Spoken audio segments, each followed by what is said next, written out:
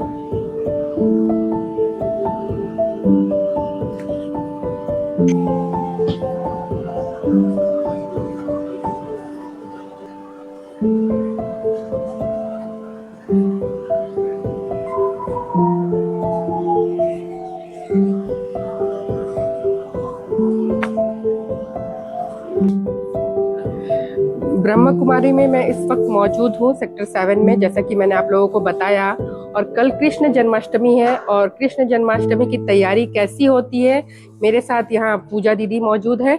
चलिए इनसे मिलते हैं। दीदी, आपका बहुत बहुत स्वागत है हमारे चैनल पे। ओम शांति। ओम शांति। हम श्री कृष्ण की दुनिया का दर्शन करवाना चाहेंगे और उस दुनिया में जो भी श्री कृष्ण जी की छोटी छोटी चीजें हैं, उसका हमारे जीवन में क्या रहस्य है जिसको हम अडॉप्ट कर सकते हैं, उन रहस्यों को आज यहाँ पर हम समझने की कोशिश करेंगे। आइए। यह है कि श्री कृष्ण जी को माखन अति प्रिय था। तो श्री कृष्ण जी को माखन क्यों प्रिय था? क्योंकि माखन जो है दुनिया की सबसे सॉफ्ट चीज है, इसीलिए वो श्री कृष्ण को प्रिय है। तो वैसे ही जब हमारे अंदर निर्माणता होती है, कोमलता होती है, तो हम भी प्रभु को प्रिय लगते हैं। जैसे कि लिखा है, माखन ही सबसे प्रिय है नंदलाल को, क्योंकि निर्मलता ही सजाती है घर और संसार को। आइए, देख रहे हैं कि ये हम बचपन से ही सुनते आ रहे हैं कि कृष्ण जी जो थे वो कदम के पेड़ पर चढ़ जाते थे और यशोदा मैया उनको ढूंढती रहती थी।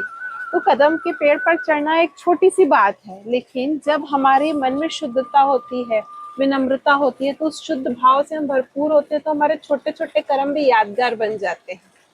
जैसे कि कृष्ण जी का ये कर्म यादगार बन। जब श्री कृष्ण जी थे तब इस दुनिया में सतयुग था, और सतयुग में गाय और शेर भी एक घाट में पानी पीते थे। ये दृश्य हमको प्रेम और सौहार्द से जीना सिखाता है।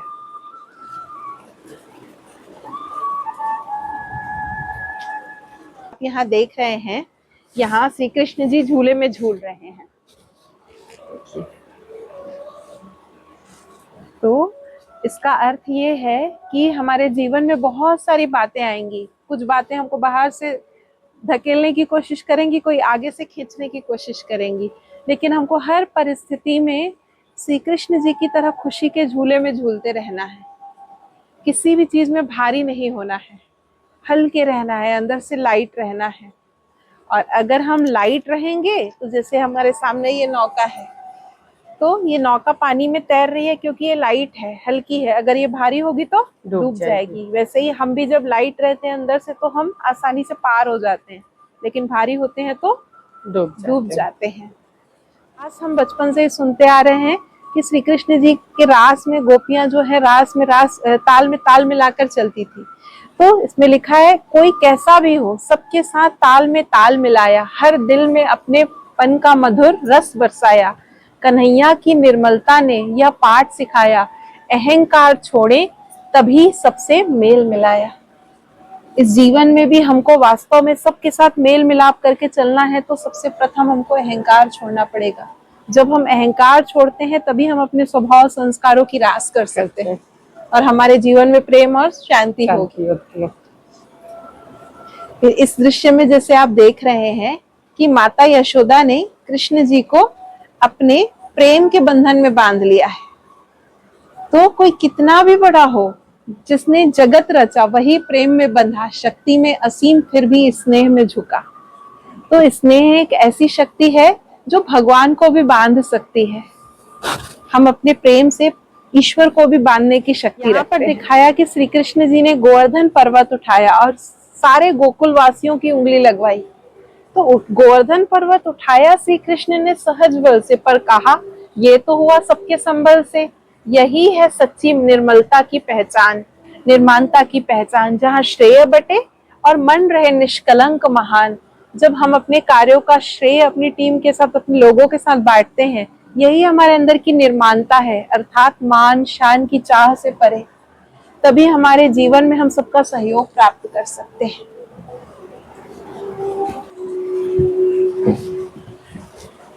फिर यहाँ महाभारत युद्ध के दौरान जो चीजें हुई उसके बारे में बताया है। जैसे लिखा है, महाभारत युद्ध का जय घोष हो चुका था, पांडवों की विजय हो चुकी थी, लेकिन पांडवों के मन में एक नया युद्ध प्रारंभ हो गया। कोई कहता मेरी वीरता के बिना यह संभव न था, कोई गर्व से बोल उठा मेरा साहस ही इस विजय का मूल था। तो यहाँ पांडव बैठकर यही खड़े होकर सोच रहे हैं कि मेरे ही तीर सबसे ज्यादा चले। कोई कहता कि मैंने ही सबसे ज्यादा दुश्मनों को मार गिराया। जब इस बात पर आपसी तकरार हुई तब पांडवों ने एक नतीजा निकाला कि इस चीज का निर्णय तो माधव ही कर सकते हैं। और पांचों पांडव फिर माधव के पास पहुंचे और माधव से पूछने लगे, हे माधव बताइए किसका है गौरव गान। तो माधव कहने लगे, मैं तो था सारथी, न लड़ा रण का मैदान। संपूर्ण युद्ध का साक्षी है वीर बार्बरिक, सत्य वही बोले होगा अंत ठीक। अर्थात मैंने तो अर्जुन के रथी के रूप में कार्य संभाला, मैंने तो रण देखा ही नहीं। तो आप अच्छा होगा कि वीर बार्बरिक जिसने सारा युद्ध साक्षी होकर देखा है, आप उसी से ये निर्णय करवा लीजिए। तो पांचों पांडव मिलकर फिर वीर बार्बरिक के पास आते हैं और वीर बार्बरिक से ये प्रश्न पूछते हैं। तो बार्बरिक हंसने लगता है और कहता है, अरे पांडव, ये कैसी व्यर्थ की तकरार है, क्यों गिनते हो अपने पराक्रम के वार। क्योंकि मैंने तो हर सत्य देखा है। और वो उनको सुनाते हैं कि मैंने देखा रण में हर पल का दृश्य अनोखा, जहां बढ़ा तुम्हारा तीर आगे सुदर्शन चक्र ने भी विजय का लेख लिखा। तो कार्य स्वयं माधव ने किया, पर मान तुम्हारे हाथों का लिखा। इसका अर्थ ये है कि पांडवों के बार्बरिक ने तो हर दृश्य देखा था ना, कि चाहे वो नकुल का तीर हो, चाहे सहदेव का या अर्जुन का, हर तीर के आगे सुदर्शन चक्र था। कराने वाला वो था, लेकिन उन्होंने सारा क्रेडिट पांडवों को दे दिया। लेकिन पांडव व्यर्थ ही अपने अभिमान में अपने ऊपर उन चीजों के मैपन में आकर अपने ऊपर उसका क्रेडिट ले रहे थे। तो परमात्मा भी हमसे हर कार्य अपनी विशेषताओं के द्वारा करवा रहे हैं। उन्हें हमसे जो भी करवाना है, उन्होंने वो गुण और विशेषताएं हमारे अंदर भरी है और उन विशेषताओं से हम कर पाते हैं। दीदी एक चीज पूछना चाहूंगी, ये सारी तैयारियां आप लोगों के द्वारा ही की जाती है ना? जी जी। और कितने दिन पहले से ये तैयारियों पे आप लोग लग जाते हैं? लगभग 20 दिन, कभी कभी 1 महीने पहले से ही छोटी छोटी तैयारियां शुरू ही हो जाती हैं। और ये सारा जो डेकोरेशन है, सारा कुछ ये दीदी के थ्रू ही सब तैयारी करवाया जाता है ना? म्यूजियम के बारे में हमारे यहाँ बहुत सुंदर म्यूजियम बना हुआ है। वैसे तो वो म्यूजियम अपना 1988 में बना है, लेकिन अभी जस्ट 1-1.5 साल पहले ही उसका रिनोवेशन हुआ और बहुत ही प्यारा 500 से भी अधिक मूर्तियों से सुसज्जित म्यूजियम है।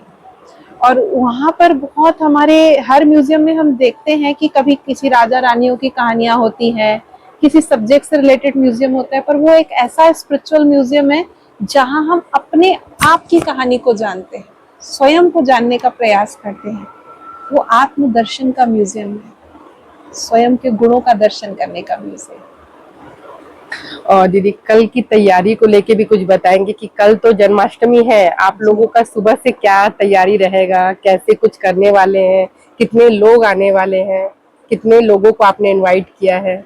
वैसे तो देखिए, हमने पूरे भिलाई के लोगों को आमंत्रित किया है इस श्री कृष्ण जन्माष्टमी की झांकी में। और हमारे जो इनविटेशंस हैं वो भी पूरे भिलाई में, रिसाली के कोने से लेकर सुपेला के लास्ट कॉर्नर तक भी आगे हाउसिंग बोर्ड नंदिनी रोड तक पूरे हमारे इनविटेशंस बटे हैं हर एक के लिए।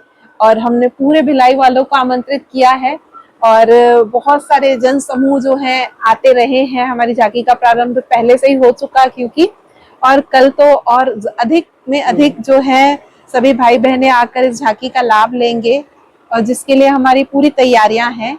वैसे तो हमारे सुबह से ही अपने ही प्रोग्राम शुरू हो जाते हैं। मॉर्निंग के समय में जो हमारी स्पिरिचुअल क्लासेस होती हैं, परमात्मा की याद में हम बैठते हैं और साथ ही साथ जन्माष्टमी का महोत्सव हम ऊपर अपने हॉल में मनाते हैं। वो हमारे इस यहाँ आने वाले जो भाई बहन हैं उनके साथ उनके बीच में वो फंक्शन होता है। फिर उसके बाद झांकी सारे दिन भाई बहनों के लिए खुली रहेगी। और आज तो 15 अगस्त है, तो उसके लिए भी आप लोगों ने मतलब प्रोग्राम कुछ किया होगा मॉर्निंग में? जी, हर वर्ष हम 15 अगस्त को अपने देश के इस आज़ादी के दिन को एक विशेष तरीके से मनाते हैं क्योंकि अब देश तो हमारे बाहर के चीजों से तो आजाद हो गया, अंग्रेजों की गुलामी से तो हमने आजादी पा ली, लेकिन विशेष हम हर वर्ष संकल्प करते हैं कि अंदर की जिन कमजोरियों ने हमको गुलाम बना के रखा है उन कमजोरियों से अब हमको छूटना है। उस संकल्प के साथ हमने राष्ट्रीय ध्वज फहराया, राष्ट्रगान गाया और सभी को प्रसाद मिला स्वतंत्रता दिवस का और सभी ने बहुत खुशी के साथ स्वतंत्रता दिवस मनाया हम सभी ने। ठीक है दीदी, बहुत बहुत आपको धन्यवाद। और